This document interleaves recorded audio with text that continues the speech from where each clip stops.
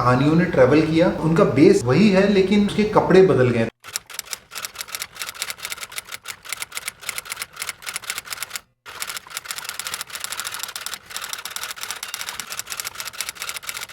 नमस्कार एवरीवन, स्वागत करता हूं आप सबका अपने इस चैनल में जिसका नाम है अमगज। आशा करता हूं कि आप लोग कुशल मंगल होंगे और हमारे तो नाम में ही मंगल है। फिलहाल मैं बता दूं, उम्मीद करता हूं, वाह, उम्मीद करता हूं कि आपको कल का जो हमारा रिएक्शन वीडियो था वो पसंद आया था और काफ़ी इन्फॉर्मेशन मिली आपको ब्लैक क्लोथ्स के बारे में। और आज का जो वीडियो है, आज का भी बहुत ज़्यादा स्पेशल वीडियो है। I don't know whether you can call it a comparison और I would call it a similarities. तो ये जो वीडियो है ये है हिंदू और ग्रीक गॉड्स के बीच में सिमिलैरिटीज क्या है, क्या बात उन्हें एक जैसा बनाती है। This is just a new video for me. I don't know what to say. बाकी सब हम बाद में करते हैं, ठीक है। सो let's start the recording and here we go. Okay, so before I start this video, मैं उम्मीद करता हूँ आप लोगों ने इस चैनल को सब्सक्राइब किया है, क्योंकि अगर अभी तक सब्सक्राइब नहीं किया तो प्लीज़ सब्सक्राइब करें। सब्सक्राइब करेंगे तो आपको और भी अच्छे रिएक्शन वीडियो देखने को मिलेंगे। और कमेंट ज़रूर करें अगर आपको कुछ भी नया सीखने को या नई बात पता चलती है या आपको उससे बेटर बात पता है तो कमेंट सेक्शन में ज़रूर डालें, जिससे क्योंकि मैं जो ये वीडियोस देख रहा हूँ ये मैं इस बात की गारंटी नहीं लेता कि 100% सच है, लेकिन ये कहीं से ग्रैब की हुई इन्फॉर्मेशन है जो अपने पास आ रही है and we are reacting it. और जो मुझे सही लगेगा नहीं लगेगा वो हम बाद में बात करेंगे उसके बारे में, ठीक है। सो लेट्स स्टार्ट। भारत और ग्रीस दोनों ही प्राचीन सभ्यताओं से जोड़े जाते हैं और दोनों ही पौराणिक कथाओं से परिपूर्ण हैं। पर सबसे दिलचस्प बात यह है कि दोनों के पौराणिक कथाओं में काफ़ी समानता है।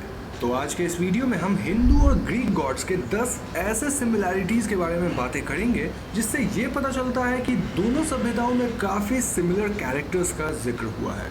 Now before I start this video, मैं आपको बता दूं कि आप में से अब भी 44% ऐसे लोग हैं जो मेरी वीडियोस तो रेगुलरली देखते हैं लेकिन उन्होंने चैनल को सब्सक्राइब नहीं किया है। And I have to open the door for Bruno. आप चलो जल्दी आओ। Sit down चुपचाप। Okay, so we are back. तुझे भी देखना है वीडियो? हेलो बोलो सबको हेलो बोलो। Hello everyone. सो अभी ready? Okay, so let's start. भाई साहब सब्सक्राइब करने को बोल रहे हैं तो अब देखना ही पड़ेगा। चलो, तो अगर आप उनमें से एक है और आपको ये वीडियो पसंद आती है तो हमारे चैनल हॉन्टिंग ट्यूब को सब्सक्राइब जरूर करें। Let's roll the intro.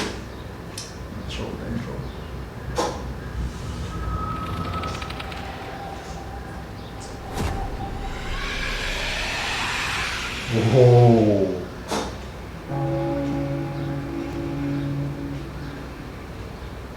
तो सबसे पहले सिमिलैरिटी है ज़्यूस और इंद्रदेव के बीच। ग्रीक माइथोलॉजी में ज़्यूस को ओलंपियन गॉड्स का रूलर माना जाता है क्योंकि वो सभी गॉड्स के किंग हैं। इतना ही नहीं, उन्हें स्काई गॉड भी माना जाता है जो स्काई और वेदर को कंट्रोल कर सकते हैं, जैसे कि स्टॉर्म्स, रेन, लाइटनिंग, थंडर इत्यादि। वैसे ही हिंदू धर्म में इंद्रदेव को देवताओं का राजा माना जाता है और वो भी एक स्काई गॉड है। और तो और ज़्यूस और इंद्रदेव के वेपन्स भी एक जैसे हैं, जैसे ज़्यूस के पास थंडरबोल्ट है और इंद्रदेव के पास वज्र है, जहां इन दोनों वेपन्स की पावर काफ़ी मिलती जुलती है। एक और इंटरेस्टिंग बात यह है कि ये दोनों ही माउंटेन्स में रहते हैं, ज़्यूस माउंट ओलंपस पे और इंद्रदेव माउंट मेरू पे। नाउ हिंदू धर्म में ब्रह्मा, विष्णु और महेश्वर को सबसे महत्वपूर्ण और ताकतवर भगवान माना जाता है। वहीं ग्रीक माइथोलॉजी में ज़्यूस, पोसाइडन और हेडिस सबसे पावरफुल और इम्पॉर्टेंट गॉड्स हैं। अब हालांकि इन सभी गॉड्स की शक्तियाँ उतनी समान नहीं हैं, लेकिन ग्रीक माइथोलॉजी के गॉड्स को इंडिविजुअली हिंदू गॉड से ज़रूर कंपेयर कर सकते हैं। फॉर एग्जाम्पल हेडिस और यमराज ये दोनों ही अंडरवर्ल्ड यानी कि नरक के देवता हैं। इतना ही नहीं, दोनों के रिस्पॉन्सिबिलिटीज़ भी सेम है। जैसे हेडिस और यमराज दोनों मृत्यु के बाद लोगों के सोल्स के फेट्स को डिसाइड करते हैं। इसका मतलब ये है कि अच्छे कर्म वाले सोल्स एलिजियम या स्वर्ग में भेजे जाते हैं और बुरे कर्म वालों को तारतरस या नरक में भेजा जाता है। और तो और दोनों देवताओं के पास डॉग्स हैं जो कि अंडरवर्ल्ड या नरक के द्वार की पहरेदारी करते हैं। हेडिस के पास उनका 3 हेडेड डॉग सेरेब्रस है और यमराज के पास है शर्वर। अब हालांकि कई जगह ये भी बताया गया है कि यमराज के पास 2 डॉग्स हैं जो कि नरक के द्वार की पहरेदारी करते हैं, बट स्टिल हम इन दोनों गॉड्स को काफी सिमिलर मान सकते हैं। नेक्स्ट आता है प्लेयडिस और सप्तऋषि के बीच के सिमिलैरिटीज। हिंदू धर्म में सप्तऋषि का जिक्र है जो कि 7 ब्राइट स्टार्स है और कहा जाता है कि ये 7 सितारे सूरज को भी कंट्रोल कर सकते हैं। ठीक वैसे ही ग्रीक माइथोलॉजी में 7 सिस्टर्स यानी प्लेयडिस का जिक्र है जो कि सप्तऋषि की तरह एक स्टार का क्लस्टर है। अब जब ग्रीक माइथोलॉजी में हर्मेस और हिंदू धर्म में नारद मुनि की बात आती है तो इन दोनों में इतनी समानता है कि कुछ लोग ये तक मानते हैं कि ये दोनों गॉड्स एक ही हैं, बस अलग अलग सभ्यताओं में उनका अलग अलग नाम है। हर्मेस को गॉड ऑफ मैसेंजर तो कहा ही जाता है और उन्हें ट्रैवल्स और मिसचीफ से भी जोड़ा जाता है। कई कहानियों में वो अलग अलग जगहों पर काफ़ी जल्दी ट्रैवल करके पहुंच जाते हैं। इसके अलावा उन्हें एस्ट्रोनॉमी और म्यूजिक से भी एसोसिएट किया जाता है। एक फेमस कहानी के हिसाब से हर्मेस ने लायर नाम के एक इंस्ट्रूमेंट को भी इन्वेंट किया था। वैसे ही हिंदू धर्म में नारद मुनि को मैसेंजर माना जाता है और कहा जाता है कि वो कभी सीक्रेट्स नहीं रख पाते। वो एक जगह से दूसरे जगह न्यूज़ तो फैलाते ही हैं और हर्मेस की तरह लोगों और दूसरे देवी देवताओं पे ट्रिक्स भी प्ले करते हैं ताकि एक बिगर इवेंट को ट्रिगर कर सके। इसीलिए हमने कई कहानियों में उन्हें एक प्रमुख भूमिका निभाते हुए देखा है। नारद मुनि भी हर्मेस की तरह काफ़ी तेज ट्रैवल कर सकते हैं और तो और उन्हें संगीत से भी जोड़ा जाता है। नारद मुनि खुद एक गायक है और कहानियों के हिसाब से उन्होंने ही वीणा का आविष्कार किया था। नाउ हम सब ने अक्सर लव या प्यार को सिंबलाइज करते हुए क्यूपिड के पिक्चर्स तो ज़रूर देख रखे होंगे, लेकिन यहाँ दिलचस्प बात यह है कि जहाँ ग्रीक या क्लासिकल माइथोलॉजी में क्यूपिड को god of desire, love, attraction, affection माना जाता है, वहीं हिंदू धर्म में कामदेव को गॉड ऑफ डिज़ायर कहा जाता है। कई कहानियों में बताया गया है कि क्यूपिड या कामदेव लोगों के हार्ट्स पे एरो शूट करके उन्हें प्यार में फंसा सकते हैं। नेक्स्ट आता है अपोलो, हीलियस और सूर्यदेव के बीच के सिमिलैरिटीज। ग्रीक माइथोलॉजी में अपोलो को god of sun, light, music और प्रोफेसीज माना जाता है, लेकिन उनसे पहले गॉड ऑफ सन का खिताब हीलियोस के पास था। कुछ लोग अपोलो और हीलियोस को सेम मानते हैं और कुछ उन्हें डिफरेंट कहते हैं। ऐसा इसीलिए क्योंकि हीलियोस एक टाइटन थे, तो जब ओलंपियन गॉड्स ने टाइटन्स को हरा दिया तो गॉड ऑफ सन का खिताब अपोलो को मिल गया। दोनों को ही फ्लाइंग गोल्डन चैरियट के साथ विजुअली रिप्रेजेंट किया जाता है। अब हिंदू धर्म में सूर्यदेव को गॉड ऑफ सन कहा जाता है, जिन्हें आदित्य या भानु भी कहा जाता है, यानी कि एक ही गॉड के डिफरेंट नेम्स हो सकते हैं, just like Apollo and Helios. Suryadev के पास भी एक फ्लाइंग चैरियट है जिसे 7 घोड़े चलाते हैं, लेकिन सूर्यदेव को अपोलो की तरह ना म्यूजिक ना ही प्रोफेसी से एसोसिएट किया जाता है। ऐसे में सूर्यदेव की समानताएं अपोलो के बजाय टाइटन गॉड ऑफ सन से ज्यादा है। नाउ अथीना को Greek goddess of wisdom, skills, arts और वॉर इत्यादि से जोड़ा जाता है। वहीं दूसरी तरफ देवी सरस्वती को Hindu goddess of knowledge, wisdom, learning, music और आर्ट्स इत्यादि से एसोसिएट किया जाता है। अक्सर विजुअल रिप्रेजेंटेशंस में अथीना को उनके कंपेनियन यानी साथी एक आउल के साथ दिखाया जाता है, वहीं देवी सरस्वती को स्वान या पिकॉक के साथ। सबसे दिलचस्प बात यह है कि दोनों गॉडेस का जन्म काफ़ी अनयूजुअल तरीके से हुआ था। कहा जाता है कि अथीना का जन्म तब हुआ जब हर्मेस के कहने पर हेफेस्टस ने ज़्यूस के सर को स्प्लिट कर दिया ताकि उनका सर दर्द खत्म हो सके। अथीना के ऐसे जन्म के कारण उन्हें गॉडेस ऑफ विजडम और इंटेलिजेंस कहा जाता है। दूसरी तरफ देवी सरस्वती ब्रह्मा जी के मुंह से जन्मी थी और वो हमेशा सफ़ेद कपड़ों में हाथों में किताब और वीणा लिए दिखाई गई हैं। तो दोनों अथीना और देवी सरस्वती अनयूजुअल तरीके से ग्रीक और हिंदू धर्म के एक प्रमुख देवता के सर से जन्मी है। लेकिन जहां अथीना को विजुअली वेपन्स और सील्स के साथ पोर्ट्रे किया जाता है, वहीं देवी सरस्वती को बुक, गार्लैंड, वाटर पॉट और वीणा के साथ रिप्रेजेंट किया जाता है। आखिरी सिमिलैरिटी है अखिलेश और महाभारत के काफ़ी सारे कैरेक्टर्स के बीच। इन कैरेक्टर्स में सबसे पहले आते हैं भीष्म पितामह। दोनों अखिलेश और भीष्म अपने अपने कहानियों के 2 मेजर वॉर्स यानी ट्रोजन वॉर और महाभारत के सबसे बड़े हीरोज में से एक हैं। इतना ही नहीं, दोनों के मदर्स रिवर गॉडेसेस थे और उनके फादर किंग्स थे। अखिलेश की माँ रिवर गॉडेस थीटिस थी और उनके पिता किंग पेलियस। वहीं भीष्म की माँ गंगा मैया थी और उनके पिता राजा शांतनु। दोनों अखिलेश और भीष्म के पास एक बून थी और वो ये कि उन्हें सिर्फ तब मारा जा सकता है जब वो खुद मरना चाहे, और ये दोनों ही कैरेक्टर्स वॉर के दौरान मारे गए। अब अखिलेश को कर्ण के साथ भी कंपेयर किया जाता है, ऐसा इसीलिए क्योंकि दोनों के पास एक ऐसा आर्मर यानी कवच था जिसे भेद पाना असंभव था, जिसके कारण वो दोनों इनविंसिबल थे।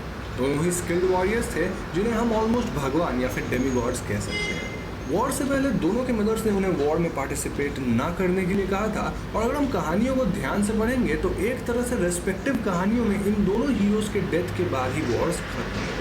ना भीष्म और कर्ण के अलावा अखिलेश को अर्जुन से भी कंपेयर किया जाता है, क्योंकि दोनों ही वॉर से पहले इस वॉर से नाखुश थे और वॉर में दोनों ने अपने करीबी लोगों को खो दिया था। जहां अभिमन्यु की मृत्यु के बाद अर्जुन ने जयद्रथ को मारने का प्रण लिया, वैसे ही अपने साथी पैट्रोक्लस की मृत्यु के बाद अखिलेश ने हेक्टर को मारने का प्रण लिया। और अंत में अखिलेश को भगवान कृष्ण से भी एसोसिएट किया जाता है, क्योंकि दोनों की मृत्यु एक एरो से हुई जो उनके हील को जा चुकी थी। अखिलेश और कृष्ण के हील से उनके सबसे वल्नरेबल पॉइंट्स थे। सो अगर देखा जाए तो ऐसा प्रतीत होता है कि अखिलेश का कैरेक्टर महाभारत के कई कैरेक्टर्स का एक मेल है। अब इन दोनों सभ्यताओं में कौन किससे इंस्पायर्ड है ये पता लगा पाना काफ़ी मुश्किल है, लेकिन जहाँ तक मैंने इंटरनेट पे पढ़ा है, हिंदुइज्म ग्रीक और रोमन सिविलाइजेशन से काफ़ी पुरानी है। तो ऐसे में हो सकता है कि वहाँ की कहानियाँ हमारे लिखे गए ग्रंथों से इंस्पायर्ड हो। This is just my thought, जिसका ना तो मेरे पास कोई सबूत है, ना ही गवाह है और ना ही कोई एक्सपर्टाइज, और इसीलिए आपकी सोच मेरे से अलग हो सकती है। तो दोस्तों ये थे 10 ग्रीक और हिंदू माइथोलॉजी के कैरेक्टर्स के बीच के सिमिलैरिटीज़, और मुझे पूरी उम्मीद है कि आपको ये वीडियो पसंद आई होगी। So, what do you think? Wow. Like, मुझे कुछ सिमिलैरिटीज लगती थी, जैसे ज़्यूस का उसने बताया और हेडिस का बताया और एक और हेडिस का बताया और पोजाइडन का नहीं बताया उसने ना, लेकिन बताया तीनों त्रिदेव का बताया। हाँ, तो मतलब मुझे ये 3 ज़्यादा लगते थे, बाकी इतने नहीं लगते थे।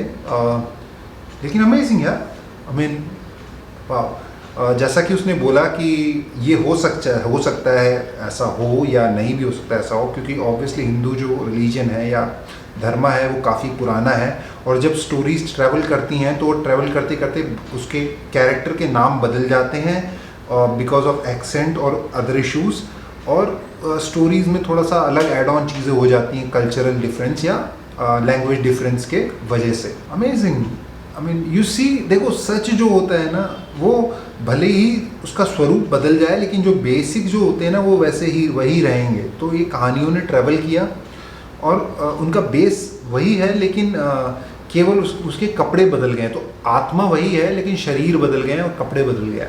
सो दिस इज़ इट। सो आज के वीडियो में इतना ही, और उम्मीद करता हूँ आप लोगों को आज का वीडियो पसंद आया होगा। अगर पसंद आया है तो फिर लाइक और कमेंट ज़रूर करें, और आप क्या विचार रखते हैं इस बारे में इसको ज़रूर डालें, ज़रूर कमेंट करें कि what you think about that. और अगर आपके पास कोई और ऐसी वीडियो है जो आप चाहते हैं कि मैं देखूँ, तो क्योंकि लॉकडाउन चल रहा है तो हमारे पास कंटेंट नहीं है, तो अब हम यही सीरीज़ में ऐड ऑन करते चले जाएंगे।